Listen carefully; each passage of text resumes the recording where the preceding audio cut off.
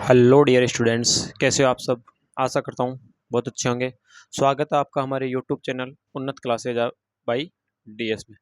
दोस्तों, मनोविज्ञान के अंदर अपन बुद्धि पढ़ रहे हैं और बुद्धि के अंदर अपन बुद्धि के सिद्धांतों की बात करें। बच्चों, अपन ने लास्ट क्लास में काफ़ी सिद्धांतों के बारे में अपन ने चर्चा कर ली थी। अलग अलग बारे में अपन इसके बारे में पहचान चुके थे और अलग अलग सिद्धांतों को अपन ने देख लिया था। बच्चों, आज की जो क्लास में है उसमें भी अपन बाकी जो अन्य सिद्धांत जो अपने बच्चे हैं उनके बारे में बात करेंगे। तो दोस्तों, अपन ने जो लास्ट क्लास में जिस जिस सिद्धांत के बारे में चर्चा की उनको एक बार बता देता हूँ कि कौन कौन से सिद्धांत के बारे में अपन पढ़ चुके। ठीक है, अपने सबसे पहला जो सिद्धांत पढ़ा था वो पढ़ा था अपन ने बच्चों एक खंडात्मक या एक तत्व बुद्धि सिद्धांत। ठीक है, उसके बाद अपन ने पढ़ा था अगली क्लास में जो अपन ने पढ़ा था वो अपन ने पढ़ा द्विखंडात्मक बुद्धि सिद्धांत। ठीक है, द्विखंडात्मक बुद्धि सिद्धांत के बाद अपन ने अगला पढ़ा बहुखंडात्मक बुद्धि या बहुकारक बुद्धि सिद्धांत। फिर अपन ने बात की थी, अगला जो सिद्धांत आपका बात की थी वो की थी अपन ने तरल व ठोस बुद्धि का सिद्धांत, जो कि देने वाले आपके आरबी कैटल थे। ठीक है, कैटल ने यह सिद्धांत देते हुए कहा कि बुद्धि दो प्रकार की होती है, एक तो तरल होती है, एक ठोस होती है। उसके बाद बात की अपन ने प्रतिदर्श न्यायदर्श या प्रतिमान अनुमुना सिद्धांत, जिसका देने वाले जो थे वो आपके थॉमसन थे। उसके बाद जो अपन ने बात की वो आपका था बच्चों समूह कारक सिद्धांत या समूह कारक बुद्धि का सिद्धांत, जो देने वाले आपके थर्स्टन व केली थे। उसके बाद अपन ने बात की अगला सिद्धांत गिलफोर्ड का त्रिविमीय या त्रिआयामी बुद्धिमत्ता सिद्धांत। ठीक है, उसके बाद अपन ने जो बात की थी वो बच्चों अगला जो सिद्धांत था अपने बहुबुद्धि सिद्धांत की बात करने वाले थे। आपके हार्वर्ड गार्डनर जो थे इन्होंने इस बुद्धि के बहुबुद्धि सिद्धांत देते हुए कहा था। उसके बाद अपन ने बात की, इन्होंने इस बुद्धि का सिद्धांत देते हुए कई प्रकार की बुद्धि बताई थी। और उसके बाद अपन ने बात की बच्चों आपके आश्चर्यजनक या आकस्मिक बुद्धि का सिद्धांत, जो कि देने वाले आपके बीएस ब्लूम थे। उसके बाद अपन ने बात की थी लास्ट जो सिद्धांत आपका था लेवल 1 लेवल 2 वाला बुद्धि सिद्धांत, जो कि देने वाले कौन थे आपके जॉनसन थे। इन सिद्धांतों के बारे में अपन चर्चा कर चुके थे बच्चों। अब इसके बाद अपन अगला जो सिद्धांत है, अगला जो अपना सिद्धांत है उसके बारे में अपन चर्चा करने वाले हैं। और उसमें चर्चा करते हुए अपन बात करेंगे कि बुद्धि क्या होती है, किस तरीके की बुद्धि होती है और वह सिद्धांत किस तरीके से काम करता है। इसके बारे में अपन अगला सिद्धांत जो आज का जो सिद्धांत देखेंगे वो अपन देखेंगे कै व ख बुद्धि सिद्धांत, जो कि देने वाले आपके मनोवैज्ञानिक थे वो आपके हैब थे। हैब ने यह सिद्धांत दिया और ये सिद्धांत देते हुए हैब ने कहा कि जो आपकी कै बुद्धि है वो आपके जन्मजात होती है और जो कि ख बुद्धि है वो आपके अर्जित होती है, जो कि आपके शिक्षा से या आपके अनुभव से प्राप्त होती है। यानी कि जैसे जैसे व्यक्ति परिपक्व होता जाता है, बड़ा होता जाता है और परिपक्वता के कारण उसके अंदर एक और बुद्धि पैदा हो जाती है, वो आपके गै बुद्धि होती है, जो कि उसको विशिष्ट विशिष्ट कार्य करने के लिए मदद करती है। ठीक है, इस चीज़ों के बारे में अपन ने बात कर ली थी। अब जो ख व बुद्धि सिद्धांत जो है वो देने वाले कौन थे आपके हैब थे। और हैब ने कहा कि बुद्धि दो प्रकार की होती है बच्चों आपके, एक तो कै बुद्धि, एक आपके ख बुद्धि होती है। जो किससे जो कै बुद्धि जो होती है वो बच्चों आपके जन्मजात आपके अंदर पाई जाती है। यानी कि जो सामान्य कार्य, जो भी आप सामान्य कार्य कर सकते हो या जो भी आप सामान्य जानकारी रखते हो, शब्दों को समझते हो, वो सारे आपके किससे जन्मजात होते हैं। उसके बाद अन्य जो बात करते हैं अपन ने ख बुद्धि जो बच्चों आपके शिक्षा से प्राप्त होती है या अर्जित होती है। ठीक है, तो सिद्धांत जो था अपन ना बच्चों सिद्धांत की बात करने वाले हैं। सिद्धांत है अपना कै व ख बुद्धि सिद्धांत। कै व ख बुद्धि सिद्धांत देने वाले कौन आपके हैब। ठीक है, हैब ने दो प्रकार की बुद्धि के बारे में बात की। हैब ने दो प्रकार की बुद्धि बताई। पहली आपकी कै बुद्धि, ठीक है, जो कि बच्चों आपके जन्मजात होती है। दूसरी आपकी ख बुद्धि जो आपके अर्जित होती है। लेकिन जैसे जैसे बालक परिपक्वता के साथ यानी परिपक्व होता जाता है, परिपक्वता के साथ गै बुद्धि उसमें पैदा हो जाती है, जो कौन से कार्य करने के लिए प्रेरित करती है उसको विशिष्ट कार्यों के लिए प्रेरित।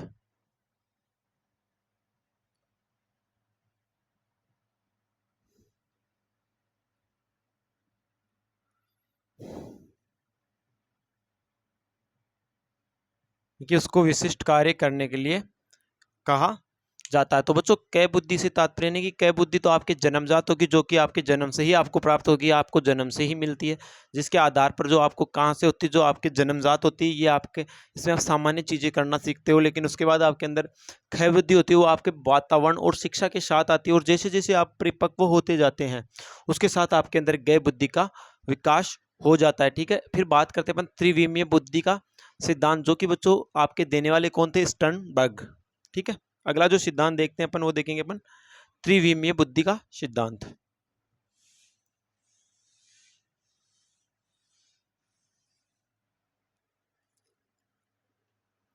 अगला जो सिद्धांत है बच्चों आपका त्रिविमीय बुद्धि सिद्धांत।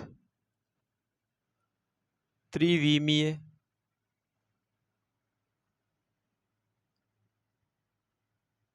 बुद्धि का सिद्धांत।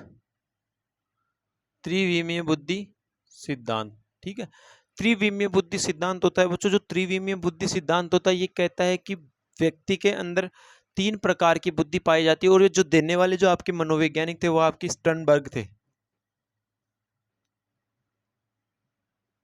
आपका जो त्रिविमीय बुद्धि का सिद्धांत है ये देने वाले आपके स्टर्नबर्ग थे, और ये कहते हैं कि बुद्धि, एक व्यक्ति की जो बुद्धि होती है बालकों, वो 3 विभागों या 3 क्षेत्रों में कार्य करती है, जिसमें कैसे, जिससे अपन कह सकते हैं कि सरल भाषा में अपन कह सकते हैं कि बुद्धि 3 प्रकार की होती है। पहली आपकी बात करते हैं प्रसंगाश्रित, प्रसंग आश्रित यानी जो प्रसंगों पर आधारित होती है, जो अचानक कोई प्राचीन आपके सामने कोई घटना होती है, उनके आधार पर आप अपनी पुरानी जो घटना है उसके आधार पर आप नवीन घटना के बारे में कार्य करते हो, या उस घटना को ध्यान में रखते हुए कोई भी नवीन कार्य करते हैं, वो होती है आपकी प्रसंगवास या प्रसंगाश्रित, प्रसंगवास या प्रसंगाश्रित घटक। ठीक है, 3 विमाओं के आधार पर क्या कहते हैं आपके स्टर्नबर्ग कहते हैं कि बुद्धि जो है इसके 3 विमाएं होती है, 3 विमाएं।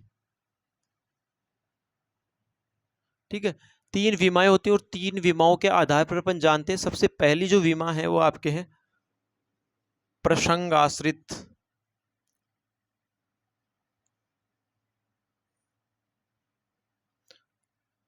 विमा या प्रसंग आश्रित बुद्धि। इसमें होता क्या है बच्चों, प्रसंग, इसमें मतलब आप कोई पुरानी घटना, पुरानी घटना के आधार पर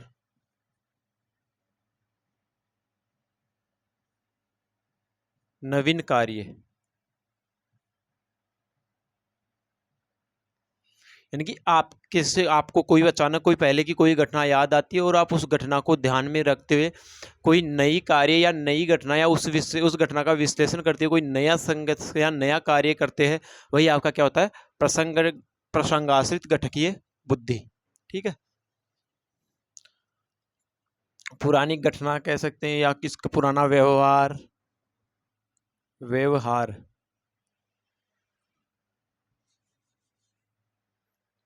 पुरानी घटना या व्यवहार, पुरानी घटना, पुराना व्यवहार, या किसी का विश्लेषण, व्यवहार का क्या करोगे, विश्लेषण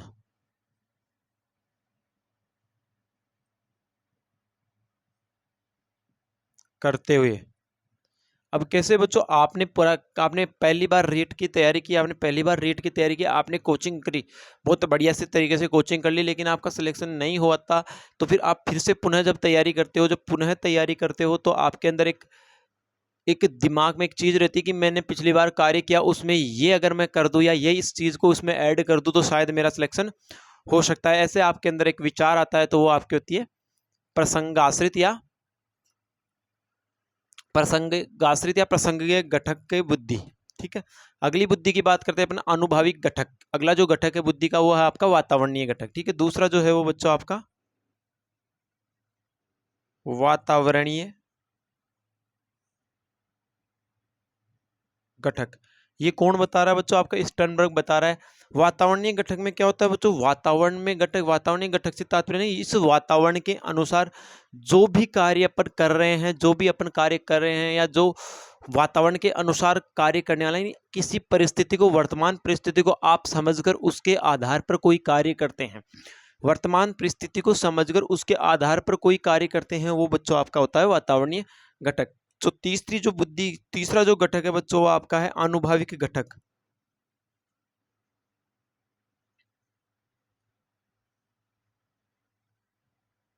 आनुभाविक घटक से तात्पर्य है बच्चों आपको धीरे धीरे प्रतिदिन आप कोई ना कोई सीखते हो, कोई ना कोई नवीन क्रिया या नवीन अनुभव सीखते हो और उसके बाद आप में जो परिपक्वता आती है, जिसके बाद क्या करते हैं आपकी कार्य करने की जो क्षमता है वो बढ़ जाती है और वो कार्य के आपके अंदर सफलता प्राप्त होती है। यानी आप किसी भी कार्य को कंटिन्यू करते हो, तभी तो कहते हैं शिक्षक, कभी तभी आपको कहा जाता है कि बालक को लगातार प्रयास करते रहना चाहिए, लगातार मेहनत करनी चाहिए, क्योंकि मेहनत करने से हो जाता है।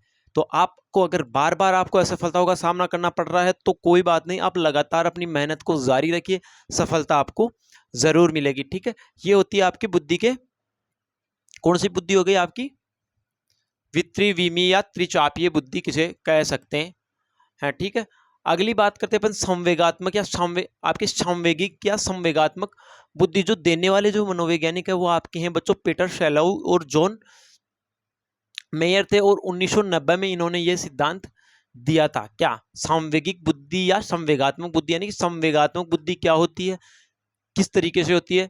उसमें बताया कि उसने बताते हुए कहा कि व्यक्ति अपने संवेगों को समझता है और उसको समझने का जो प्रयास करता है, और उसके समझने के कारण जब वो उस चीज को वो ठीक तरीके से समझ जाता है और उसको समझने के बाद जब वो कार्य करता है तो उसका जो वो कार्य है वो हो जाता है।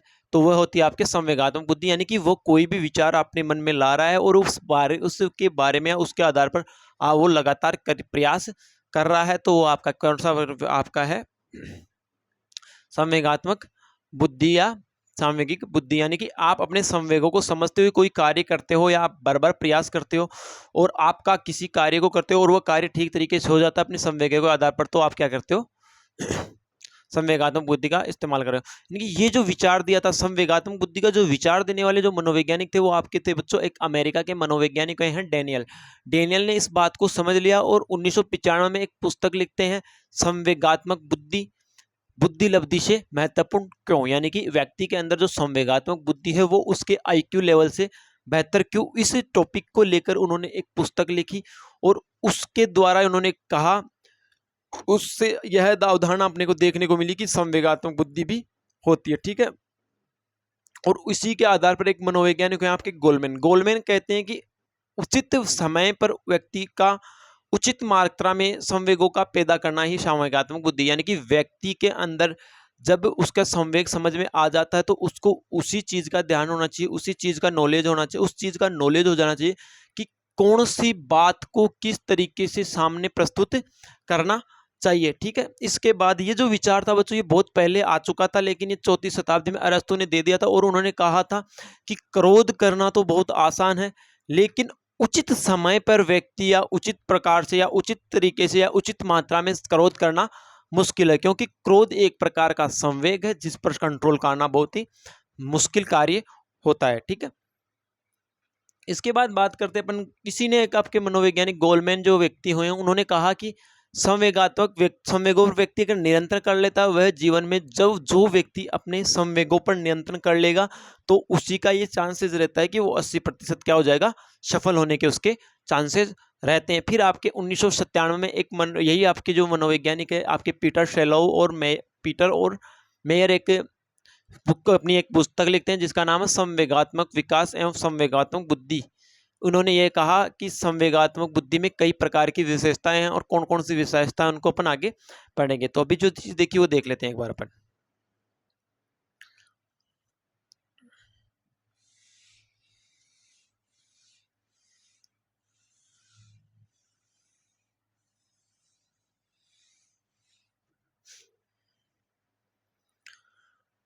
सामवेगिक या संवेगात्मक बुद्धि,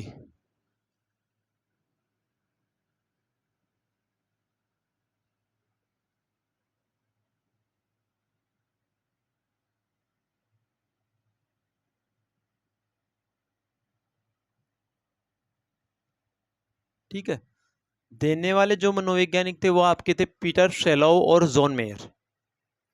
किसने दिया, पीटर शेलौ और जॉन मेयर। ये दो मनोवैज्ञानिक हैं, पीटर शेलोव और जॉन मेयर, जो कहते हैं, जिन्होंने सिद्धांत देते हुए कहा कि बुद्धि जो है वो आपकी संवेगात्मक बुद्धि भी होती है और एक सांवेगिक बुद्धि भी हो सकती है। ये सिद्धांत देने वाले दिया दिया कब था? आपके 1990 ईस्वी में ये सिद्धांत देते हैं और ये कहते हैं कि व्यक्ति के अंदर, हर व्यक्ति अपने संवेगों के आधार पर कई प्रकार का, जब व्यक्ति स्वयं के संवेगों को समझकर प्रयास करना चाहिए, क्योंकि संवेगों को समझते हुए किसी कार्य को करना या करते हुए वो कार्य ठीक हो जाता है, तो वह क्या क्या होता है? संवेगों से ठीक हो जाता है। इनका मानना था कि संवेगों के आधार पर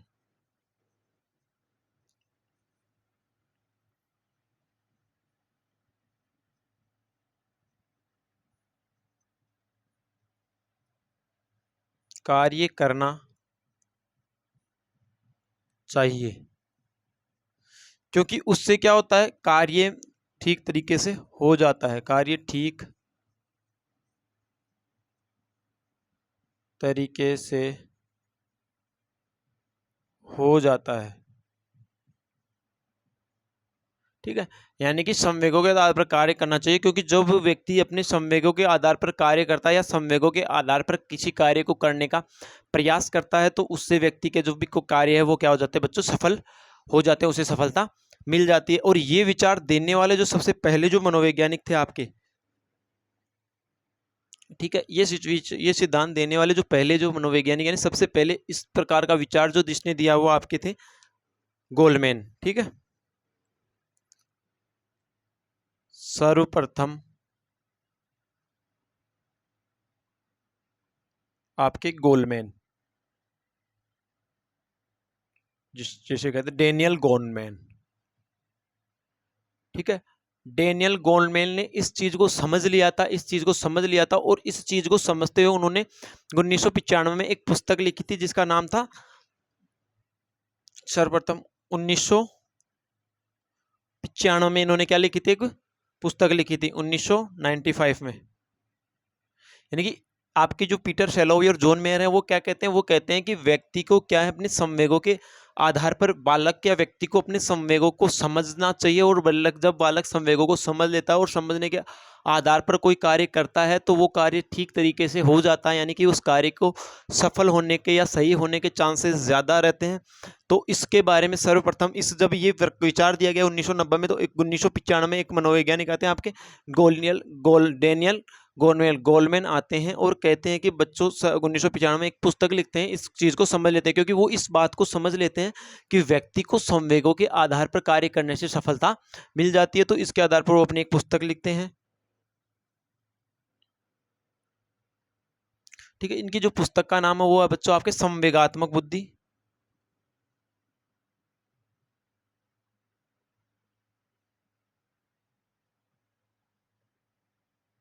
संवेगात्मक बुद्धि पुस्तक का क्या नाम है? संवेगात्मक बुद्धि, बुद्धि लब्धि से महत्वपूर्ण क्यों?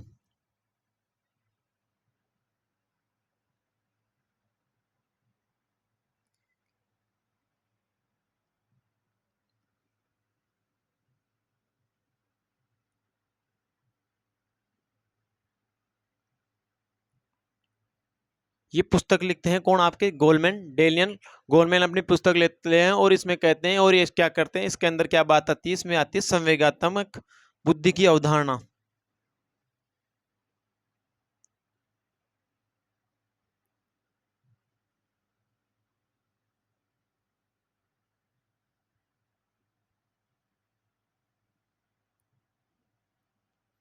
संवेगात्मक बुद्धि की अवधारणा आती है और इसके आधार पर वो कार्य करता है। और ये क्या कहते हैं, इसके के बाद आपके जो गोलमैन है यही क्या कहते हैं? ये कहते हैं, गोलमैन क्या कहते हैं? गोलमैन कहते हैं कि व्यक्ति को समय के अनुसार उचित मात्रा में संवेग पैदा करना ही क्या है? संवेगात्मक बुद्धि।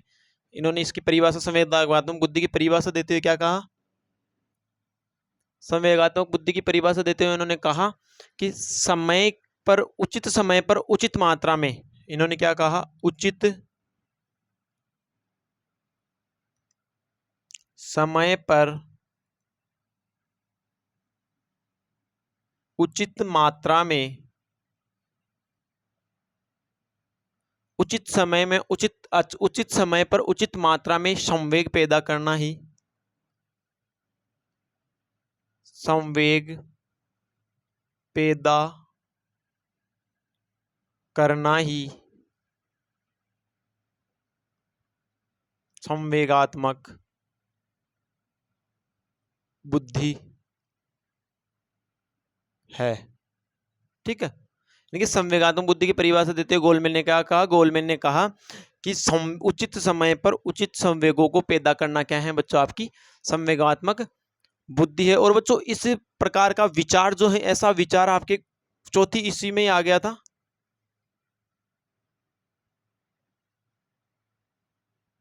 चौथी ईस्वी में विचार आता है किसके द्वारा? अरस्तु के द्वारा। यानी कि उचित समय पर उचित संवेगों का यानी के बारे में विचार, भाई उचित समय पर उचित संवेगों का उचित मात्रा में, उचित समय पर उचित मात्रा में जो संवेग पैदा है या जो संवेग पैदा किए जाते हैं या संवेग पैदा करना ही क्या है? आपकी संवेगात्मक बुद्धि। ऐसा विचार बच्चों चौथी शताब्दी में आ गया है। लेकिन इस समय इस विचार को इस तरीके से दिया गया कि क्रोध करना आसान है, व्यक्ति को क्रोध बहुत जल्दी आ जाता है, क्रोध करना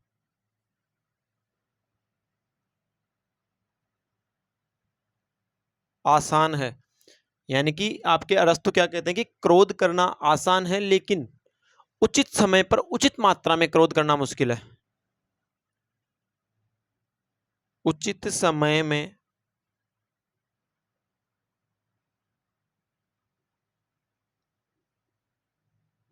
उचित मात्रा में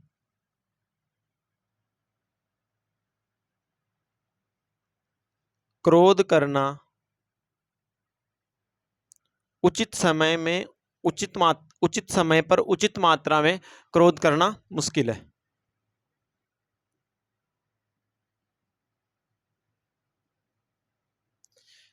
ठीक है, यानी कि ये जो विचार है संवेगात्मक बुद्धि का, ये बहुत पहले आ चुका था। चौथी शताब्दी में आपके एक मनोवैज्ञानिक है, चौथी शताब्दी में जो मनोवैज्ञानिक हुए हैं, चौथी शताब्दी में एक मनोवैज्ञानिक है अरस्तु। ठीक है, अब अरस्तु क्या कहते हैं? अरस्तु कहते हैं कि क्रोध करना आसान है। क्या कहते हैं अरस्तु? कि क्रोध करना आसान है, परंतु उचित समय पर उचित मात्रा में क्रोध करना मुश्किल है। उचित समय पर उचित मात्रा में क्रोध करना मुश्किल है। ऐसा विचार देने वाले कौन थे? आपके अरस्तु। क्या विचार देते हैं कि क्रोध करना तो आसान है, लेकिन उचित समय पर उचित मात्रा में क्रोध करना मुश्किल है। आप देखते हो कई बार आप हंसी मजाक में, चलो छोटी मोटी बातें हो रही है, हंसी मजाक कर रहे हो, एक दूसरे से के साथ मजाक चल रही है, लेकिन अचानक ही वो मजाक गुस्से में परिवर्तित हो जाते हो और आप एक दूसरे से बहुत भयंकर तरीके से झगड़ा करना प्रारंभ कर देते हैं। तो मेरा कहने का तात्पर्य ये है कि अपने संवेगों यानी अपने क्रोध पर कंट्रोल कर पाना ही आपके संवेगात्मक बुद्धि के अंतर्गत आता है। क्रोध आपका एक प्रकार से संवेग है, आपको उस पर कंट्रोल करना बहुत जरूरी होता है। इसलिए आपको अपने क्रोध पर आवश्यक रूप से कंट्रोल करना अनिवार्य है। इसीलिए तो आपके अरस्तु कहते हैं कि उचित समय पर उचित मात्रा में क्रोध करना आसान है। क्या कहते हैं अरस्तु? अरस्तु कहते हैं कि क्रोध करना आसान है, परंतु उचित समय पर उचित मात्रा में क्रोध करना मुश्किल है। तो मेरा कहने का तात्पर्य अपने गुस्से पर कंट्रोल करें। ठीक है, उसके बाद आगे बात करते हैं आपके जो गोलमैन है। गोलमैन क्या कहते हैं? ये कहते हैं कि जिस व्यक्ति ने, ये अपने गोलमैन क्या कहते हैं? गोलमैन कहते हैं कि जिस व्यक्ति ने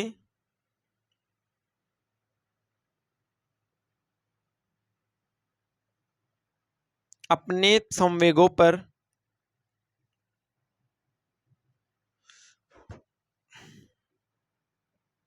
काबू कर लिया, उसके 80% चांस सफल होने के हो जाते हैं। यानी कि आपके जो मनोवैज्ञानिक है गोलमैन ये कहते हैं कि क्रोध करना बहुत मुश्किल है। आपके अरस्तु क्या कहते हैं? अरस्तु कहते हैं कि क्रोध करना आसान है, परंतु उचित समय पर उचित मात्रा में क्रोध करना मुश्किल है। उसी के आधार पर आपके एक मनोवैज्ञानिक गोलमैन ने कहा कि व्यक्ति के अंदर, जो व्यक्ति अपने संवेगों पर नियंत्रण पा लेगा, यानी कि जो व्यक्ति अपने संवेगों पर निरंतर पाले लगा, उसके 80% ऐसे चांस होते हैं कि वो सफल हो जाएगा। यानी कि गोलमैन कहते हैं कि जिस व्यक्ति ने अपने जीवन यानी एक व्यक्ति जिस व्यक्ति ने गोलमैन कहते हैं कि जिस व्यक्ति ने अपने संवेगों पर कंट्रोल पा लिया या काबू पा लिया तो उसके 80% चांस हैं सफल होने के। तो इसलिए हर व्यक्ति को अपने कंट्रोल करना चाहिए, अपने संवेगों पर नियंत्रण पाना चाहिए। ठीक है, उसके बाद आपके आते हैं आपके मनोवैज्ञानिक 1997 में, फिर आपके आते हैं पीटर और मेयर। उन्होंने अपनी एक पुस्तक लिखते हैं जिसका नाम है संवेगात्मक विकास एवं संवेगात्मक बुद्धि कारक। ठीक है, उन्होंने संवेगात्मक बुद्धि की अलग अलग विशेषताएं बताई। ठीक है, चलो विशेषताएं देख लेते हैं।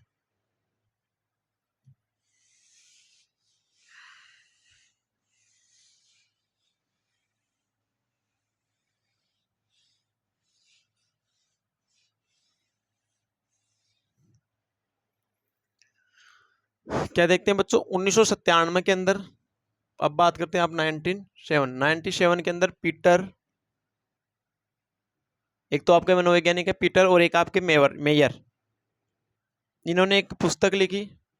क्या लिखी? पुस्तक का क्या नाम था? संवेगात्मक विकास एवं संवेगात्मक बुद्धि कारक। संवेगात्मक विकास व संवेगात्मक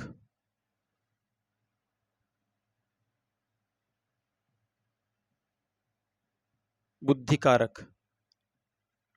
संवेगात्मक विकास व संवेगात्मक बुद्धि कारक में इन्होंने कहा, और इन्होंने इसके अंदर क्या विशेषता बताई, किसकी बुद्धि की विशेषता बताई, क्या क्या विशेषता बताई इन्होंने बुद्धि की विशेषता बताए होते कहा कि संवेग, स्वयं के संवेगों को, पहली बात कही इन्होंने स्वयं के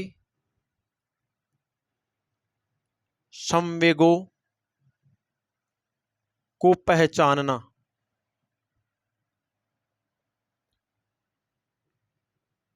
दूसरा जो है वो आपका है बच्चों, आपके दूसरों के संवेगों को समझना,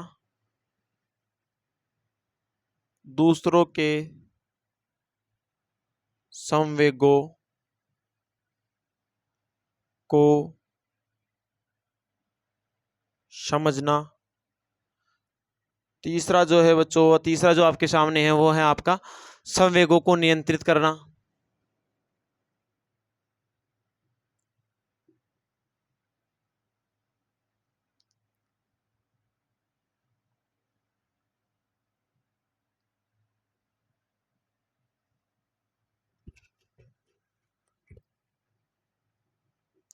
संवेगों को नियंत्रित करना, और ये कहते हैं सकारात्मक और नकारात्मक संवेगों में अंतर जानना।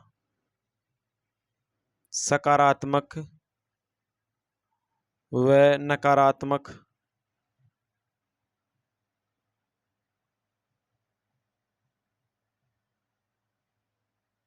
संवेगों में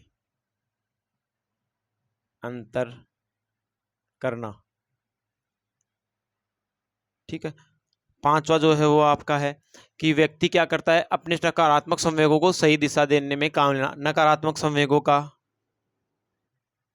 नकारात्मक संवेगों का सही दिशा में काम लेना। ठीक है, ये इन्होंने विशेषता बताई आपके संवेगात्मक बुद्धि की या संवैगिक बुद्धि की। ठीक है, उसी के साथ ये कहते हैं कि आपकी जो सामान्य जो बुद्धि है वो आपके कुछ समय बाद, निश्चित आयु तक तो बढ़ती है, लेकिन कुछ समय बाद वो आपके रुक जाती है और जीवन के अंतिम पड़ाव तक उसकी संवेगात्मक बुद्धि के जो जीवन के अंतिम पड़ाव तक क्या हो जाती है, विकसित हो जाती है। ठीक है, तो दोस्तों आज की क्लास के लिए इतना ही। कल फिर नए बिंदु नए टॉपिक के साथ मिलते हैं, तब तक के लिए नमस्कार, जय श्री श्याम, राधे राधे।